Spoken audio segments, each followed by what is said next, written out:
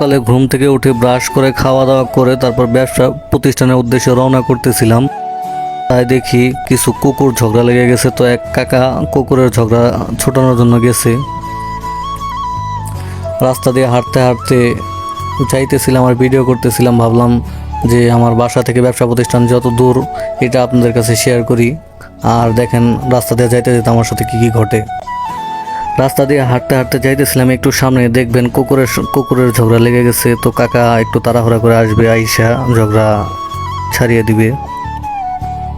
দেখতে থাকেন।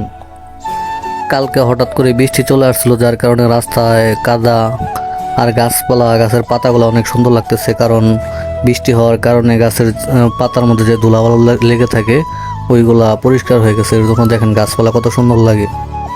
দেখেন বাংলা রয়্যাল বেঙ্গল টাইগার কীভাবে দৌড়ে ঝগড়ার জন্য যাইতেছে। ওই দিক দিয়ে দুইজন সেনাবাহিনী, ছোট ছোট সেনাবাহিনী, তারা ঝগড়া চুপ করে দেখতেছে। একটু পরে কাকা দোকান থেকে দৌড়ে আসবে কুকুরের ঝগড়া ছাড়িয়ে দেওয়ার জন্য। দেখেন কাকা চলে আসছে। কাকা তার সাথে পিছে আরো লোক আছে যারা কুকুরদের ঝগড়া ছুটিয়ে দিল।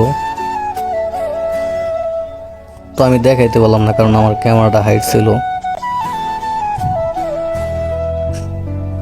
দেখেন দৈনন্দিন জীবনে প্রত্যেকটা মানুষই ব্যস্ত। সারাদিন কাজ করার পর সন্ধ্যায় বাসায় আসে, আবার রাত্রে ঘুমানোর পর সকালে যে যেমন দেখেন এই ভাই স্কুলে যাইতেছে। সবাই প্রত্যেকটা মানুষ ব্যস্ততার মধ্যেই আছে। তাদের জীবন হলো সকালে ওঠা, ব্রাশ করা, খাওয়া, তারপর কেউ স্কুলে যাইতেছে, কেউ চাকরিতে যাইতেছে, কেউ ব্যবসা প্রতিষ্ঠানে যাইতেছে। প্রত্যেকটা মানুষই ব্যস্ত। আর ঢাকা শহর মানে ব্যস্ত শহর। আমাদের এলাকায় গার্মেন্টস ফ্যাক্টরি একটু বেশি। আর আমি সকাল 10টা-11টার দিকে প্রতিদিন ব্যবসা প্রতিষ্ঠানে যাই, যার কারণে রাস্তা ফাঁকা। তারপরও বৃষ্টি হওয়ার কারণে গাছপালা অনেক সবুজ লাগতেছে। এইগুলো আপনাদের কাছে শেয়ার করতেছি, যাতে আমার সবুজ অনেক ভালো লাগে। আপনাদের কেমন লাগে জানি না, কিন্তু আমার সবুজ অনেক ভালো লাগে। এর জন্যই রাস্তাটা অনেক পরিষ্কার দেখা যেতেছিল বৃষ্টির কারণে। এর জন্য আপনাদের কাছে এইগুলো শেয়ার করলাম। রাস্তা দিয়ে হাঁটতেছিলাম আর ভিডিও করতেছিলাম, কিন্তু ক্যামেরাটা হাইট ছিল, কেউ দেখতে পারে না যে আমি ভিডিও করতেছি। আমি আমার মতন ভিডিও করতে করতে যাইতেছিলাম। দেখেন তাল গাছ, তারপর হইলো গাছ। রাস্তাটা দেখেন কতটা পরিষ্কার, আমার খুব ভালো লাগতেছে।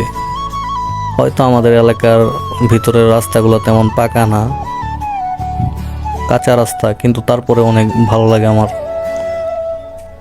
বৃষ্টিতে ওইরকম কাদা ওইরকম কিছু হয় নাই। রাস্তাটা অনেক সুন্দর লাগতেছে। সব থেকে ভালো লাগতেছে গাছের পাতাগুলো অনেক সবুজ। প্রত্যেকটা মানুষ বিভিন্ন পেশায় নিয়োজিত। এই যে যেমন কাকু তার ব্যবসা নিয়ে ব্যস্ত, এই যে সামনে একজন আম ব্যবসায়ী, তারপরে যে সামনে একজন ভাই উনি গাড়ি মুছতেছে। কারণ প্রত্যেকটা মানুষই ব্যস্ত, প্রত্যেকটা মানুষ যার যার নিজেদের কর্ম নিয়ে ব্যস্ত। সামনে আমার ব্যবসা প্রতিষ্ঠান, আমি চলে আসছি।